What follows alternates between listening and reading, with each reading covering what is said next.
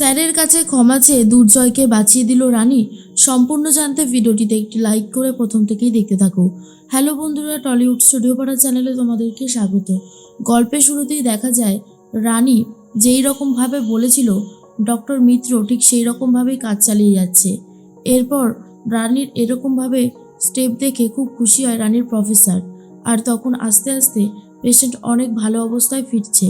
এটা দেখার পর একজন ডক্টর বলে, ওই তো পেশেন্টের হার্টবিট পাওয়া যাচ্ছে, পেশেন্ট আগের থেকে অনেক বেশি নর্মালে ফিরছে, এবারে কি বলবেন ম্যাডাম? তখন অনিশাও চুপ করে রয়েছে। এরপরেই ডক্টর মিত্র সমস্ত ইনস্ট্রাকশন অনুযায়ী কাজ করে একদম সফল হন। এরপর রানী বলে, দেখুন ম্যাডাম, আপনাদের পেশেন্ট একদম সুস্থ হয়ে যাবে আর কিছুক্ষণ বিশ্রাম করলে। অলরেডি উনি সুস্থ হয়ে গেছে, আর ওনাকে নিয়ে কোনো ভয় নেই। তখনই প্রফেসরকে বলে রানী দুর্জয়ের কাছে যাওয়ার পারমিশন নেয়। তখন প্রফেসর বলে, হ্যাঁ হ্যাঁ তুমি যাও। এরপর রানী শেখাই আইসিইউ থেকে বেরিয়ে এসে সবাইকে জিজ্ঞেস করতে থাকে, আচ্ছা বাজাজের ট্রিটমেন্ট যে করছিল ডাক্তার দুর্জয় সেনগুপ্তকে দেখেছেন? তখন একজন বলে, হ্যাঁ উনি তো ওয়েটিং রুমে আছে, অনিশা ম্যাডাম আর ওনাকে দেখেছিলাম ওয়েটিং রুমে থাকতে। আর তখনই রানী ওয়েটিং রুমের দিকেই রওনা দেয়।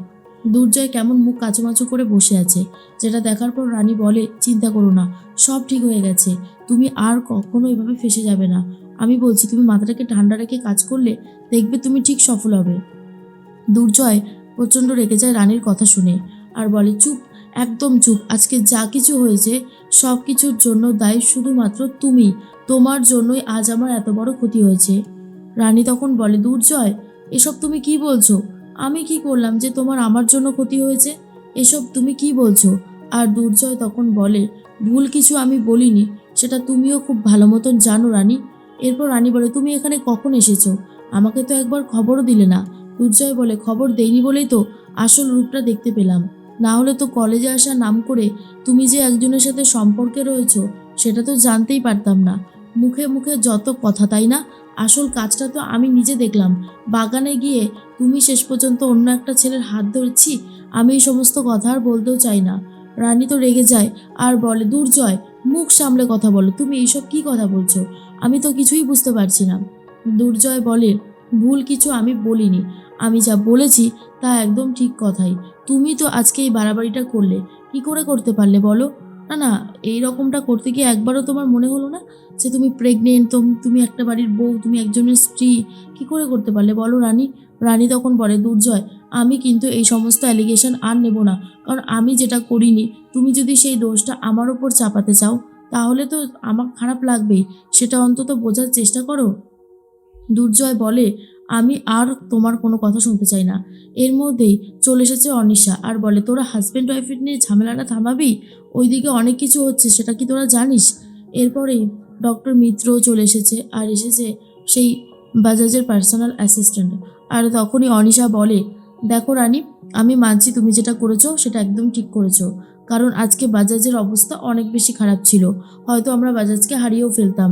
তুমি যেভাবে সবটা করেছো তার জন্য থ্যাংক ইউ, কিন্তু দয়া করে এখানে ঝামেলা করো না, এই ঝামেলাগুলো কিন্তু আর মেনে নেওয়া যাচ্ছে না। এর মধ্যে দেখা যায় একটা কথা বারবার করেই ভাবে দুর্জয়, আজকে রানীর জন্যই তার কেরিয়ারটা শেষ হয়ে গেছে, তাই রানীকে কখনোই ক্ষমা করবে না, কিন্তু রানীর জন্য যে কিছু হয়নি সেটা রানী বোঝাতেই পারছে না। এর মধ্যে দেখা যায় চলে এসেছিল তো পার্সোনাল অ্যাসিস্ট্যান্ট আর বলে, ম্যাডাম আমি আপনার বুদ্ধির সমস্ত কিছুই শুনলাম নমুনা, আপনি সত্যি খুব ভালো কাজ করেছেন, হয়তো আপনার জন্যই আমরা স্যারকে ফিরে পেয়েছি, ধন্যবাদ। আর এই যে ডাক্তার দুর্জয় সেনগুপ্ত, আপনি যে খারাপ ব্যবহারটা আমার সাথে করেছেন, ভুল ট্রিটমেন্ট করেছেন স্যারের, আমি এর জন্য আপনাকে ছাড়বো না। আমি আপনাকে ছাড়বো না বলেছি যখন দেখুন আপনার কি অবস্থা করি, শুধুমাত্র বি হেলদি নার্সিংহোমে এর জন্যই নিয়ে গেছিলাম আপনার রেপুটেশনের কথা শুনে, কিন্তু আপনি যে খারাপ একজন ডাক্তার সেটা তো আমি বুঝতে পারিনি। এর মধ্যেই তখনই রানী বলে, ডক্টর মিত্রা আপনি তো সবটাই জানতেন, তাহলে এই চিকিৎসাটা আগে অ্যাপ্লাই করেননি কেন, কিসের জন্য?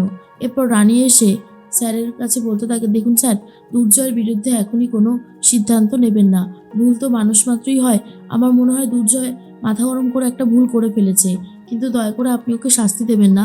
এরপরেই স্যারের ফোন চলে আসে আর স্যার ফোন ধরতে বাইরে চলে যায়। রানী তখন বলে, আমি তো ওনাকে কথাটা পুরো বলতেই পারলাম না। আর অন্যদিকে তখনই দুর্জয় বলে, বেশি বাড়াবাড়ি করো না রানী, খুশি হয়েছে তো, আবার এই সমস্ত এখন বলার কি আছে, আর বলবে না। অন্যদিকে বাড়ির সবাই চিন্তা করতে থাকে, এই যে আজকে ঠাকুরের আশীর্বাদী প্রদীপটা নিভে গেছে, এটার জন্য না জানি আজকে কোন অঘটনটা হবে। কারণ শুক্লা সবাইকে আবার বিধান দেবে প্রায়শ্চিত্ত করার, সেটা নিয়েই সবাই খুব ভাবছে। তার মধ্যেই তখনই দেবু বলে, কোথায় আজকে আমার রানী দুর্জয়ের আর তোমার সিনেমা দেখতে যাওয়ার কথা ছিল, ডিনার করে ফেরার কথা ছিল, তা তো হলোই না, উল্টে এখন এই সমস্ত কিছু হবে। দূর বাবা, ভালো লাগছে না, কী যে হচ্ছে কিছুই বুঝতে পারছি না।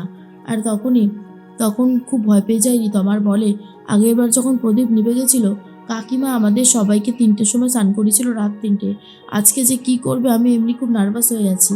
এর মধ্যেই বিনায়ক বলে, না না দাদা, আজ যদি শুক্লা ওইরকম কিছু বিধান দেয় তাহলে তো হবে না, আমি নিজেই আজকে প্রতিবাদ করব। ওরকম কিছু আমি নিজেও মানতে পারবো না, এই কথাটা আমি বলে দিলাম। আর তখনই বিনায়ক বলে যে, কোথায় শুক্লা, এই যে তুমি এসে গেছো, ভালো হয়েছে। আমি কিন্তু আর ওই রকম নিয়মকে মানতে পারবো না, আমার পক্ষে মানা সম্ভব না। তুমি কি আজকেও রাত 3টের সময় স্নান করতে বলবে নাকি? তখনই শুক্লা বলে, আরে না না, তুমি তো ভুল করছো, আমি যে তোমাকে কেন এসব বলবো, তুমি এরকম বলো না, আমার খারাপ লাগছে। দেখো, প্রদীপটা নিভে গেছে কেন আমি আজকে বুঝতে পেরেছি খুব ভালোভাবে। আর সেটা হচ্ছে ওই যে ছোট বৌমার কলেজ যাওয়াটা সবার আগে আটকাতে হবে, তাহলেই সলিউশন হয়ে যাবে। আর এটা শোনার পর তো বিপাশা খুব রেগে যায় আর বলে, শুক্লা তুমি আবার শুরু করলে?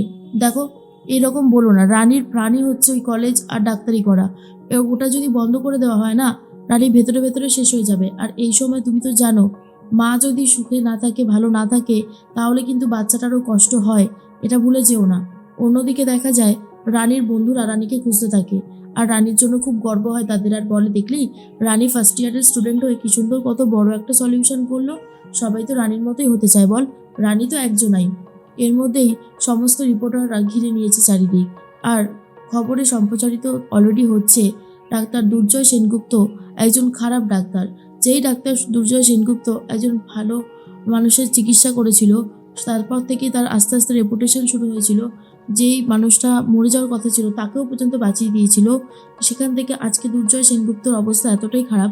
তবে কি মানুষ বেশি পয়সা ইনকাম করলে তার ঘ্যাম বেড়ে যায়, তার দাম বেড়ে যায়, এটাই কি তার প্রমাণ?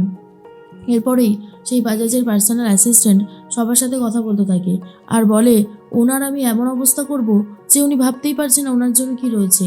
মিডিয়া থেকে সমস্ত রিপোর্টাররা ছুটে এসে জিজ্ঞেস করে, বাজাজের অবস্থা এখন কেমন আছে? তখন তিনি বলে, বাজাজের অবস্থা এখন অনেক ভালো আছে, উনি এখন অনেক বেশি সুস্থ আছে, কিন্তু আমরা ডাক্তার দুর্জয় সেনগুপ্তকে ছাড়বো না, ওনার লাইসেন্স বাতিল করে দেওয়া হবে, তার ব্যবস্থাই আমরা করব, আমরা মেডিকেল বোর্ডকে অবজেকশন জানাবো। আর সবথেকে বড় কথা, উনি যেই ব্যবহারটা করেছে, আমার গায়ে পর্যন্ত হাত তুলতে চেয়েছেন, কেন একজন ডাক্তার কেন এরকম গুন্ডামি করবে, আমার সেই জানাটা দরকার, ওনাকে আমি ছাড়বো না। তখন রানী বুঝতে পারে, এত রিকোয়েস্ট করলাম, এত কিছু করলাম, কোথায় ভাবলাম উনি দুর্জয়কে এবারের মতন ক্ষমা করে বাঁচিয়ে দেবে, তা তো হচ্ছেই না, উল্টে সমস্ত কিছু গন্ডগোল হয়ে যাচ্ছে। কি করবো আমি এখন? দুর্জয়ের মান সম্মান রেপুটেশন যা ছিল সব কিছু তো নষ্ট হয়ে যাবে, ওর কেরিয়ারটা পুরোপুরি শেষ হয়ে যাবে।